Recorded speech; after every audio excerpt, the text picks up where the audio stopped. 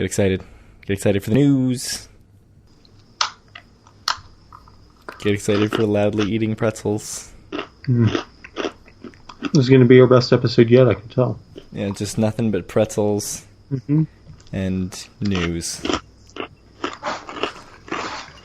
I think we should call it Pretzels and News.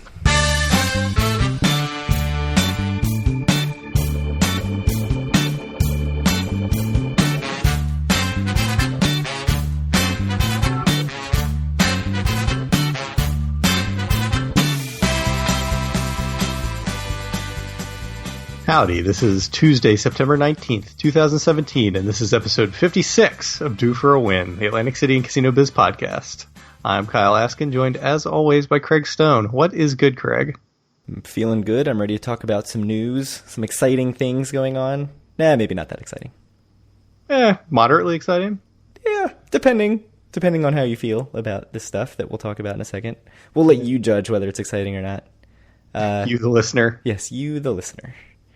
Do you want to get right into it? No, don't we have to have some kind of content before we jump into the news? Do we? Do we have any content before we jump into the news? This is usually a burden that I have to shoulder, Craig. I think we should share the load. So no, shoulder it. Get right to it. The question is, do you have any content? No, I don't think Not so. Really. It seems like people are going to Connecticut in April for a big event that we are highly unsure if we can make or not. I'm possible. The real problem is I'm going to have a 6-month-old. And I don't know if this is just a one-time thing or if people are going to try to do this regularly. So for me to be able to go, I'm going to have to work in a Boston trip as well, I think, with my wife, because she's never been to Boston. She really wants to go. And I would prefer to go, like I said, if it's going to be an annual or a biannual thing or something like that, at a time when I can see the MGM and the Wynn in Massachusetts, neither of which are open yet, and they won't be open by April. But I believe they'd be open by, say, April of 2019. So that's my kind of one thing holding me back, is because I'd really like to see those casinos.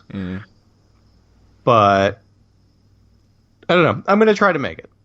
Yeah, I'm in a similar boat. It's kind of a weird time for me, timing wise. Just April, the spring is just bad in general, but sort of like end of semester stuff for me at work, and I don't know. Like, I would like to go. It's you can bet on that. Guys seem like they're definitely going.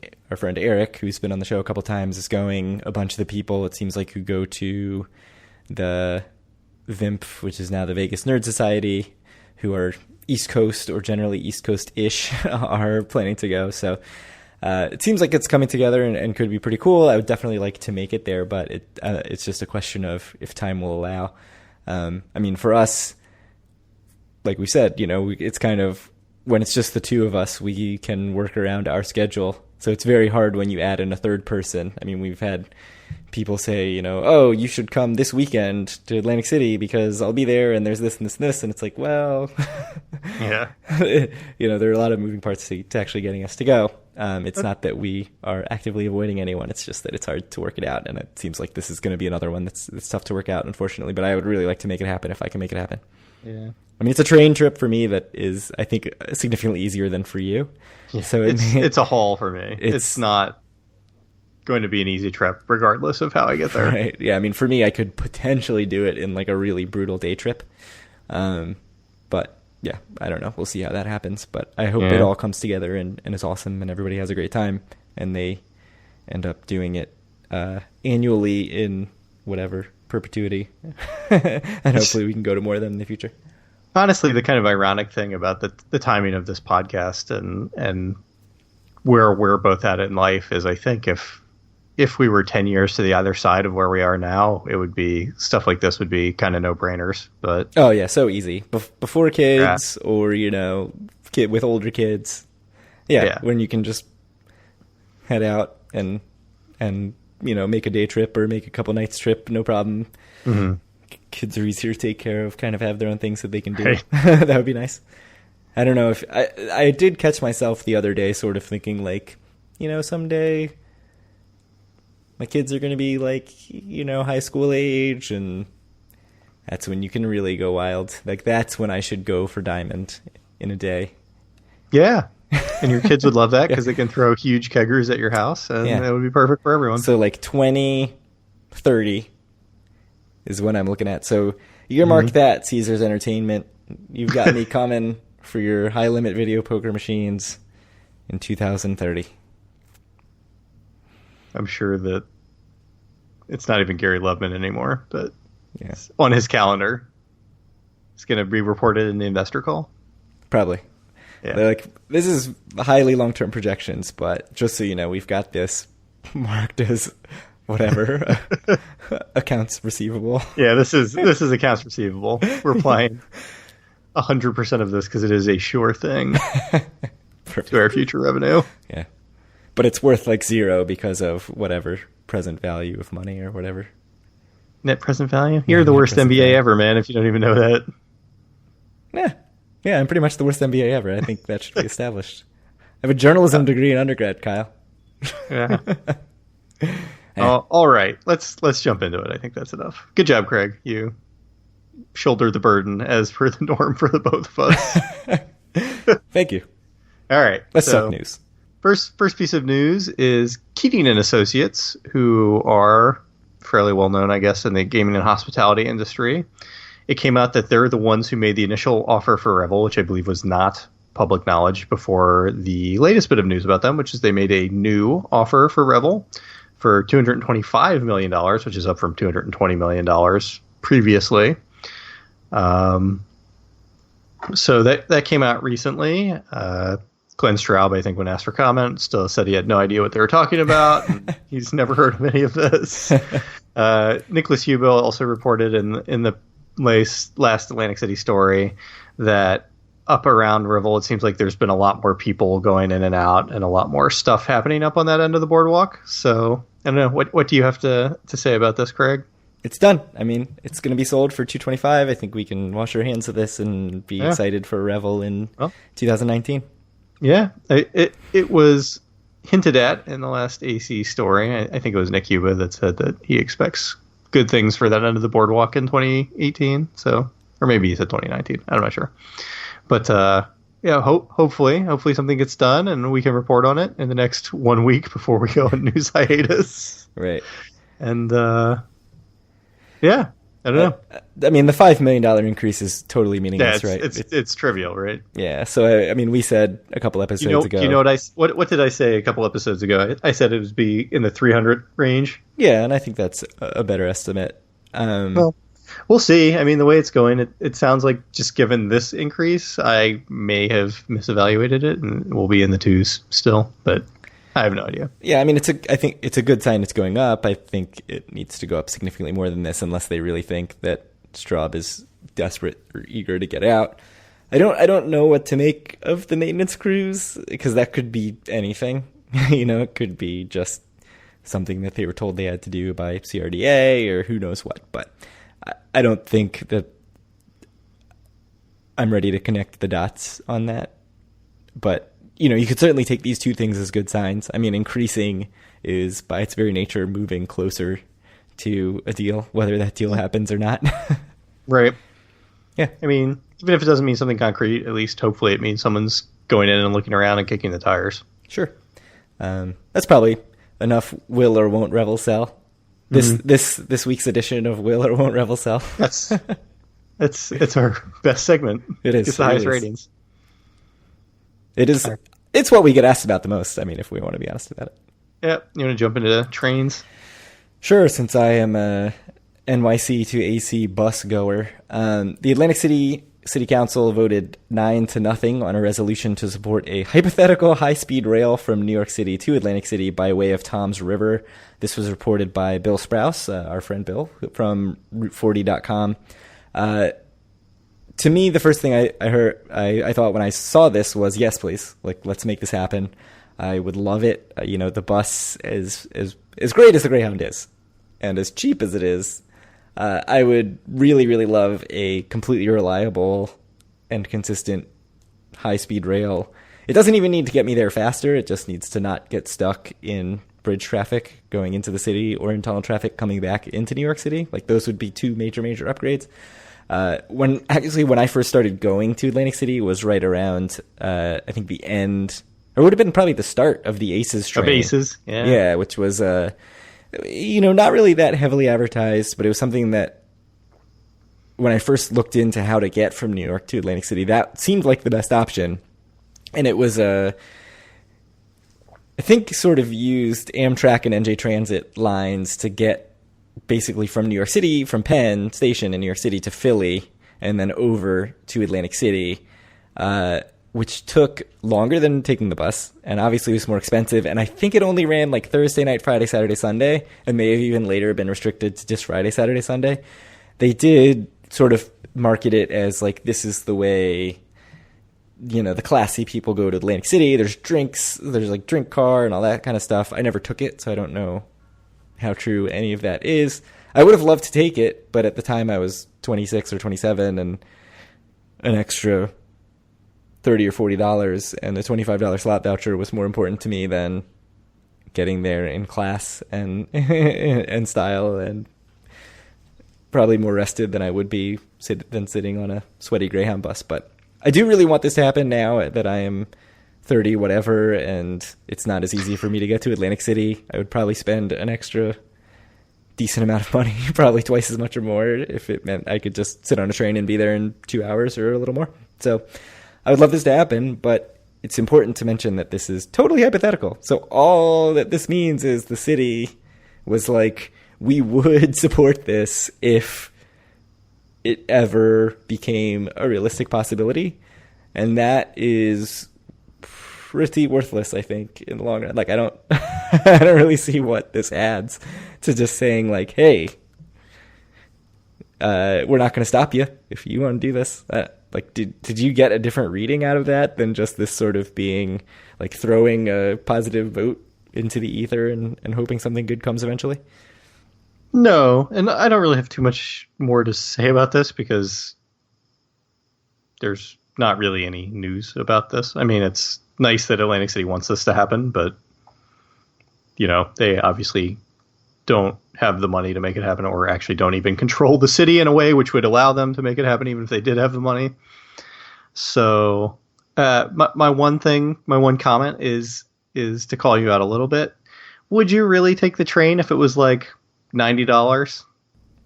Oh, yeah, absolutely. No slot voucher? Yes, yeah.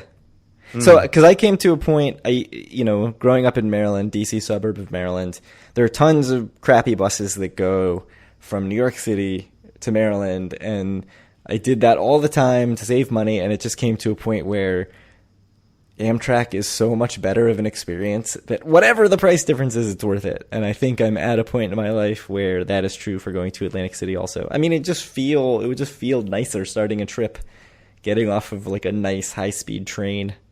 If it was $200 or $250, I'd have to really think about it. But okay, so to push back a little bit, it would also be a lot nicer to start your trip after having spent $150 to stay in the Borgata instead of $50 to stay in Bally's. But yet you make that decision all the time.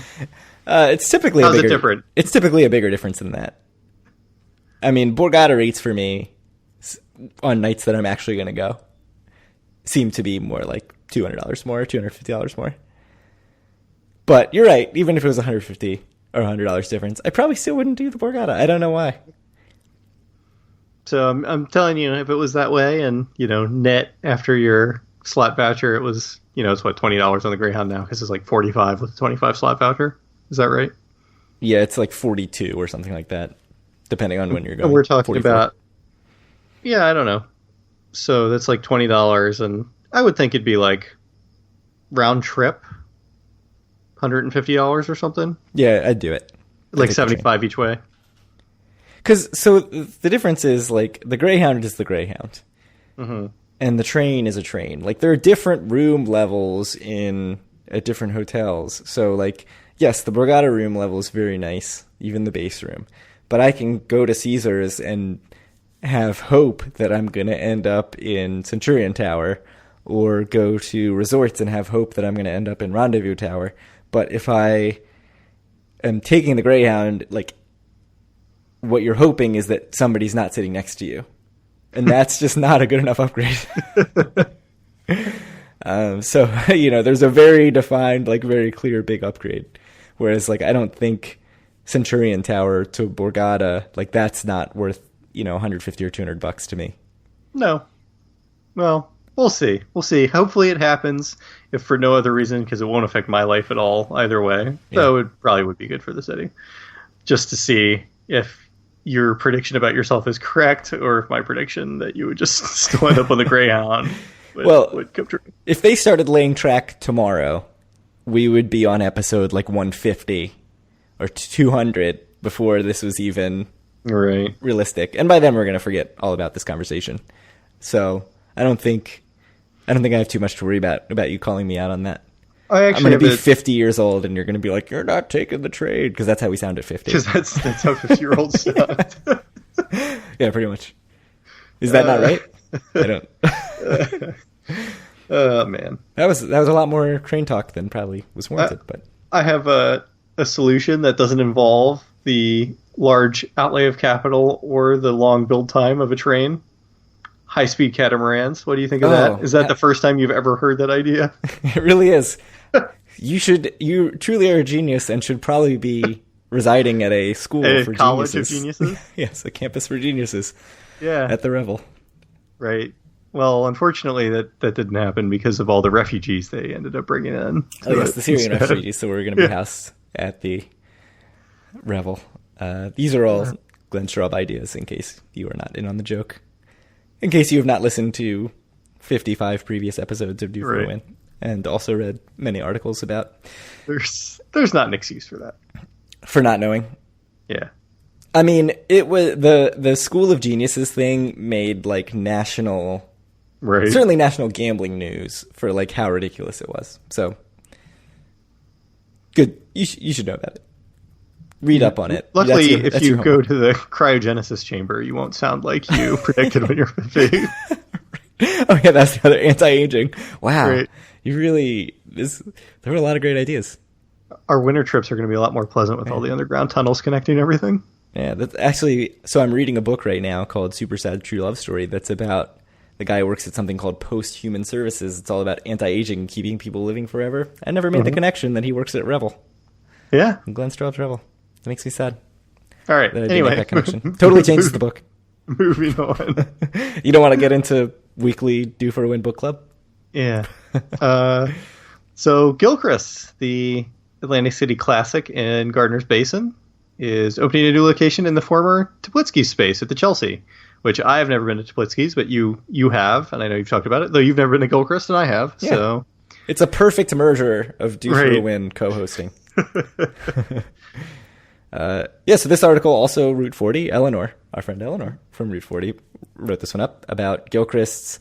This is actually their fourth restaurant, which I didn't realize. They have two others, Margate and Egg Harbor City. Obviously the one in Atlantic City's in Gardner's Basin. Known for sort of good, cheap breakfast, right? Yep. So Teplitsky's, I thought, was a better atmosphere than restaurant. Like, sort of better idea than execution, maybe. Like, there's an indoor space that's sort of dinery, like hip dinery, and then there's an outdoor space that is almost tropical by the pool, and in the summer feels a little gross. And they could have, done a little better job keeping it clean and and all that stuff. So Gilchrist, I have faith in really knocking this out of the park, just based on reputation. And I think having that in what is now a Tower of Tropicana is a good addition. Although you have actually eaten at Gilchrist, so how do you feel? As someone who now goes to Tropicana regularly when they stay in Atlantic City. I know. Every time. Yeah, they love me. I don't know. I can't explain. It's great. Can't explain it. Not a high roller, but I told you the other day I got an email offering me free suites 5 nights a week. What? I'm sure they're kind of crappy suites, but who cares?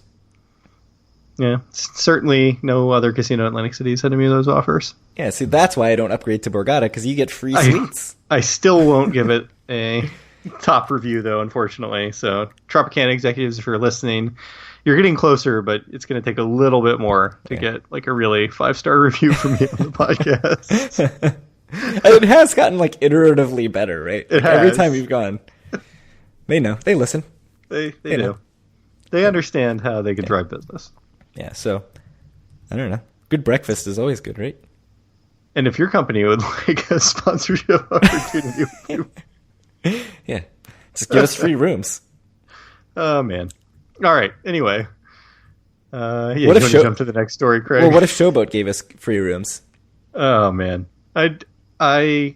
so Tropicana doing this is predicated on them listening to the show and knowing the content and how much we talk about them. And unfortunately, if Bart Platzstein listened to the show, I think that would make it far less likely that he would be interested in giving us any sort of perks. Yeah, that would not happen.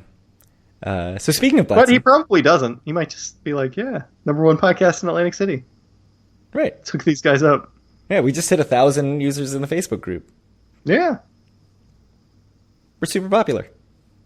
All right, next story. Give us all your rooms. Anyways, so speaking of Showboat, sort of tangentially related, is that I'll get there on the relation. Is that there was a 2-day country music and food truck festival scheduled for the end of September, the weekend that actually goes September 30th and October 1st.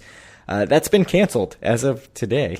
So kind of strange that it was just out of the blue canceled because they had tickets up for sale. The organizer, which was Jersey Boys with a Z, said that it was canceled because of unforeseen circumstances. I don't know about you, but I think that's probably code for didn't sell enough tickets.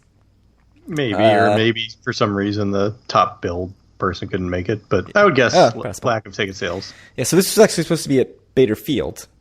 So we spoke about Bader Field quite a bit. This would have been a one weekend use for it.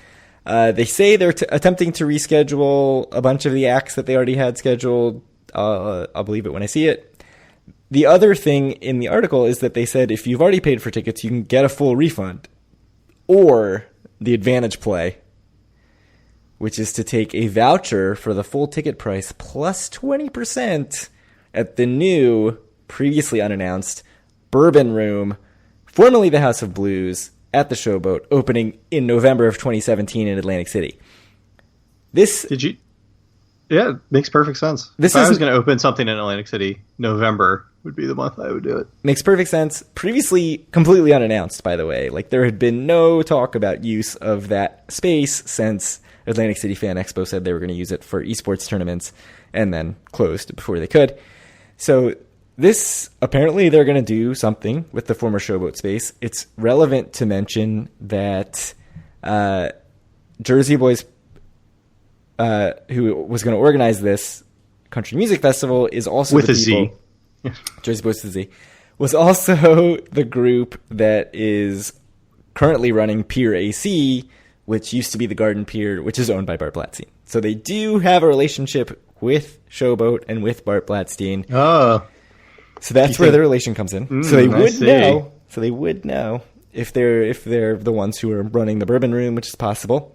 I searched this and found nothing about anything about uses of the former House of Blues space. I tweeted at Nicholas Huba from the Press of Atlantic City. He said this was totally out of the blue, and not only that, they wouldn't comment to the Press of Atlantic City when pushed for more information. So seems kind of weird that they're announcing this thing now 2 months out. I don't know. What do you think? Bourbon Room? Like, does that mean anything to you? Are you ready to book Showboat now? Are you ready to book your Showboat room? I mean, we haven't heard from them yet about the deals that we're going to get from them, so not until that happens. Right. I think the deals you're going to get are the ones that you get by going to showboathotel.com. I think it might be showboathotelac.com. Putting the dates that you want to go into the search form and hitting submit. There was something called the Bourbon Room in the Venetian in Las Vegas. I'm going to go out on a limb and say that this is not unrelated. That closed in 2016. It is unrelated. Apparently was very good, by the way. I think it was a 500 favorite, but maybe that's wrong. Maybe I'm thinking of something else. But that's closed. I'm going to guess not related. I don't think the Jersey Boys with a Z were running the Bourbon Room at the Venetian in Las Vegas. Any last thoughts on this country music festival that I didn't know about until today when I heard that it was canceled? I can't believe something like this would happen with organizers whose name ends with a Z instead of an S. So the funny thing I would about imagine that they, like, a Z indicates like the highest level of competence and integrity. right. And That's why it's the last letter. It's the highest. It's the pinnacle Right. of letters. it's literally the omega in Yeah. both the alphabet and the word. Yes, that's correct. Jersey Boy's actually based in Clark, New Jersey, which is very close to me. Not that close, but around here. I've been Great story. I've been to Clark many, many times. There's a Target there. Good story. It's right where you get off the turnpike. Exit 135, I think. This Awesome. is the best episode of Due for a Win yet. It really is. Yeah. People come to listen to Parkway Exit Talk. Yes. That is what we are known for. Yeah. So, do you have anything else to say about this? I have lots to say about Clark. Okay. Clark, New Jersey. This What is about the Due for a Parkway in Win, general? the Clark, New Jersey podcast. No, I don't have anything else to say. Yeah, so Clark City Chamber of Commerce, if you want more plugs, Right. you should email Craig at dueforwin@gmail.com. Yeah. And Get me a free table at Clark's White Diamond Diner and maybe a dinner at Tarantella's Restaurant and a Target gift card. That's all I want. yeah. Somebody who listens to this knows Clark and is laughing Yeah. their head off right now. that They're like, person is ha, not me." Tarantella's. But no, that's maybe one person and they only even vaguely know these No. references. All right. Anyway, moving on. So today, a piece of news came out about new games at the Tropicana. One is much less interesting, I think, and one is a bit more interesting. So the less interesting one is they have brought Asia Poker into the Tropicana, which, if you're not familiar with it, it's a variant of Pai Gow Poker, but with 3 hands instead of 2. And to win, you have to win 2 of the 3 hands. So it's still 7 cards, but it's a 4-card hand, a 2-card hand, and a 1-card hand with otherwise the same rules as Pai Gow Poker. There's not a whole lot to say about this. This is a well-known casino game, and it's available in plenty of other casinos around, including in Atlantic City. Bally's and Caesars both have it. I believe that Borgata does as well. So not a whole lot to say about it. I mean, it's good, I guess, that there's another option there, but I don't particularly care. The more interesting piece of news is that there is a game called 3-Card Draw Poker, which is a game I have never heard of. But so, Craig, can you explain the game to me? Sure, and this was a tricky game because there's a 3-card poker video poker machine, 3-card draw poker video poker machine, and then if you search 3-card draw poker table game, you get all this 3-card poker shit. So the thing about 3-card poker is that it is 3-card draw poker is that it's very similar to 3-card poker, except that you have the option when you have to place a second bet to discard a card and take a new card. So in normal 3-card poker, you make an ante-bet up front, which is just, if you want to bet the table minimum, whatever, that's fine.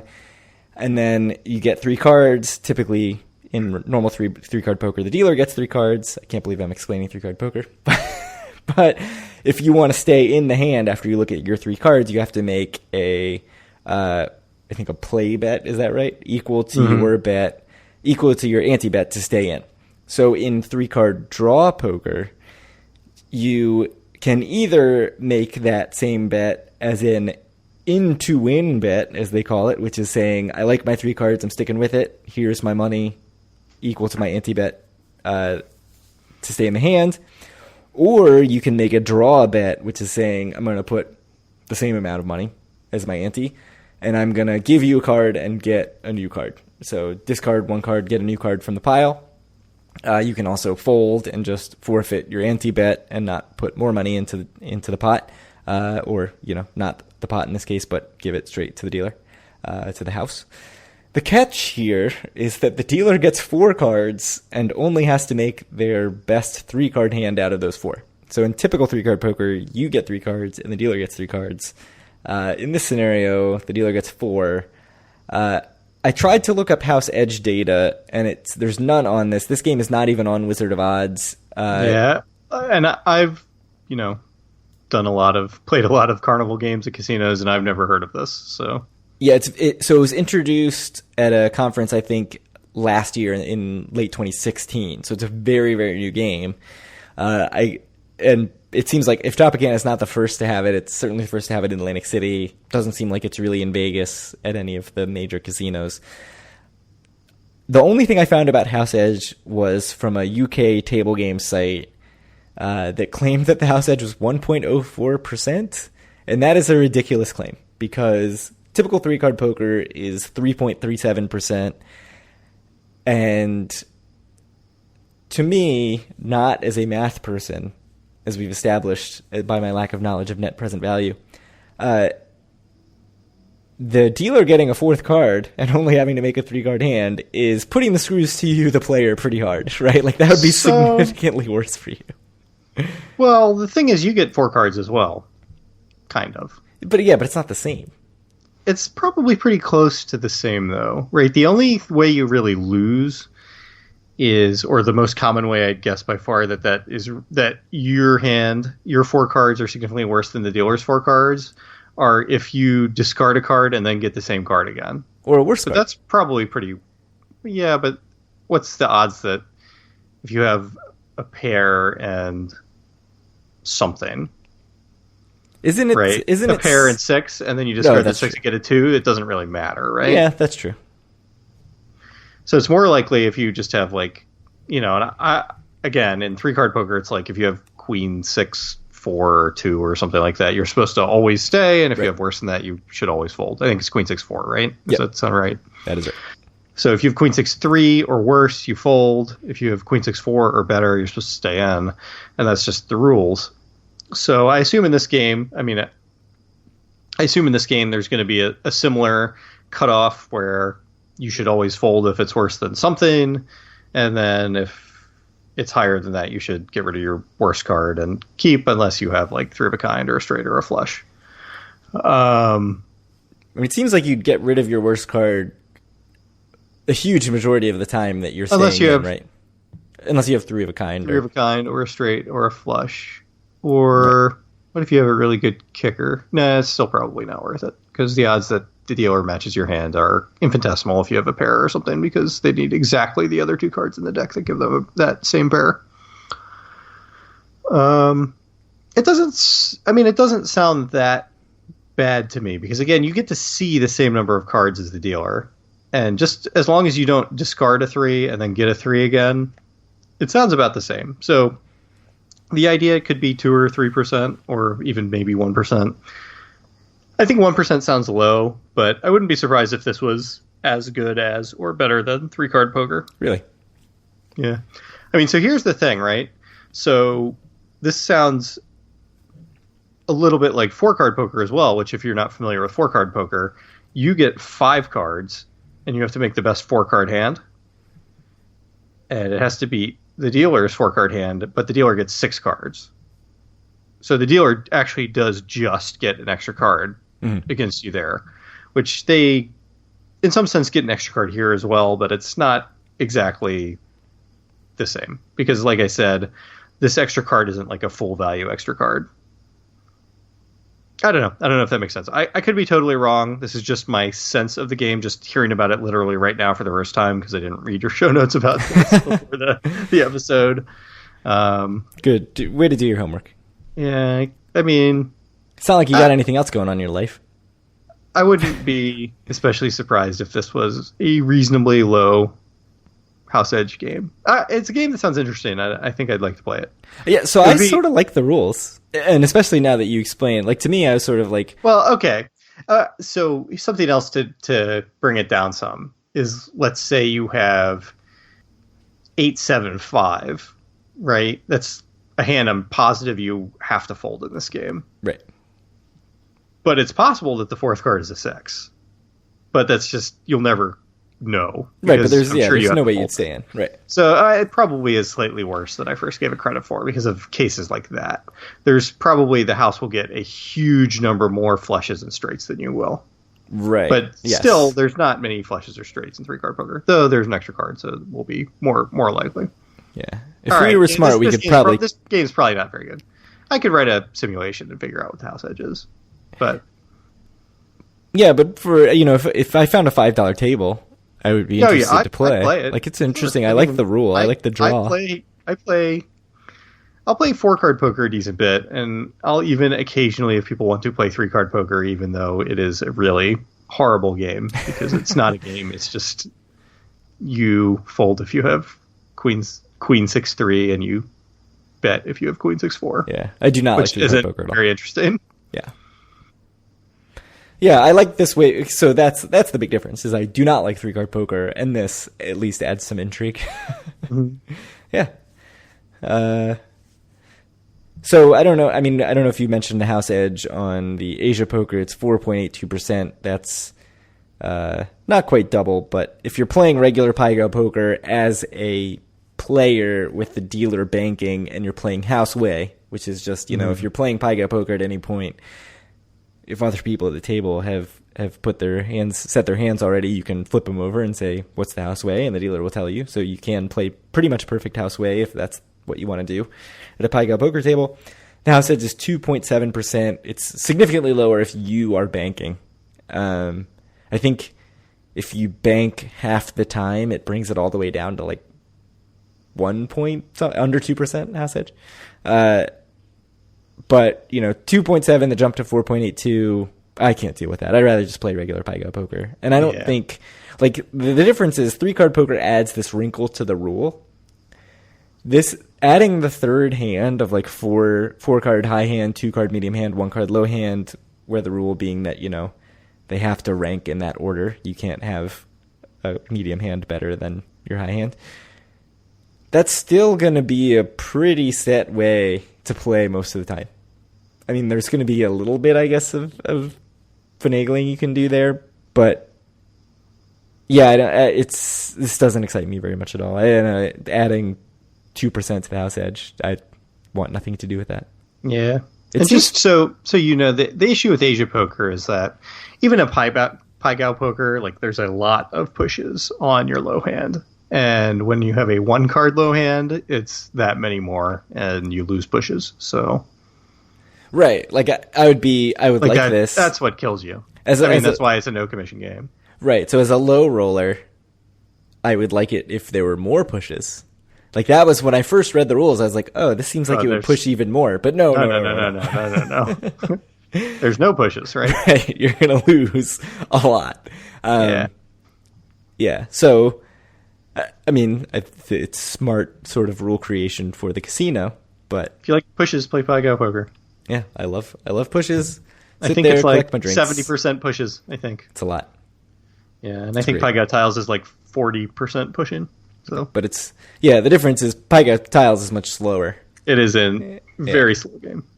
So I prefer tiles as someone who wants to sit there and break even. If that's your goal. Tiles is a little better because it takes a longer time.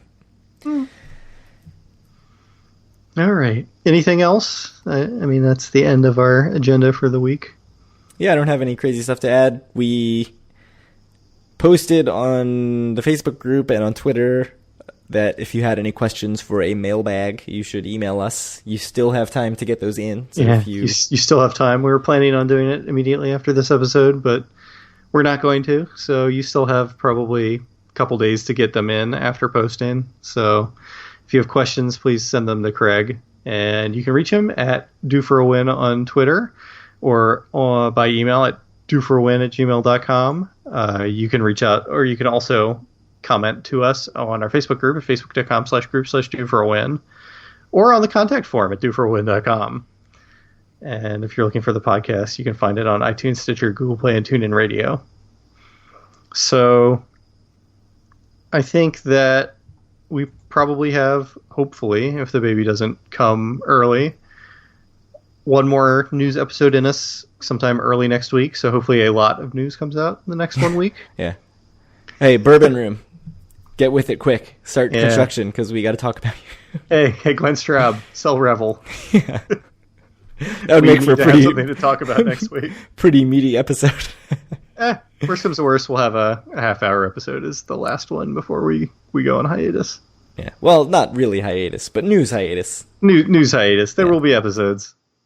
But worst comes to worst, if there's like really huge news that comes out, and if it's possible that you can record maybe during the day sometime, I think I could probably swing something.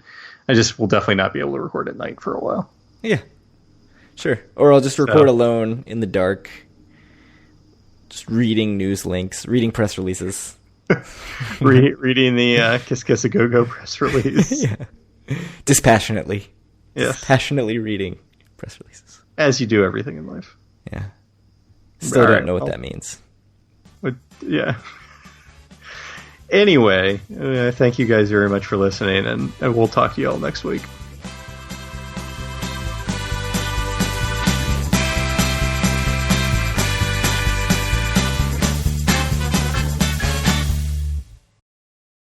Yeah, it's 6-5, which I just, because it was a video blackjack machine, I never expected. And then I got blackjack, and I got paid 6-5. I'm like, what the fuck? And rage quit. Yeah. Rage quitting is always a good option. No matter where you're at in your life. Nobody ever regrets rage quitting. Yeah, I flip the table usually. Yeah. Not at the casino, though, because they're pretty heavy. Yeah. They're sturdy. Probably pretty hard to flip. I tried. I got a hernia.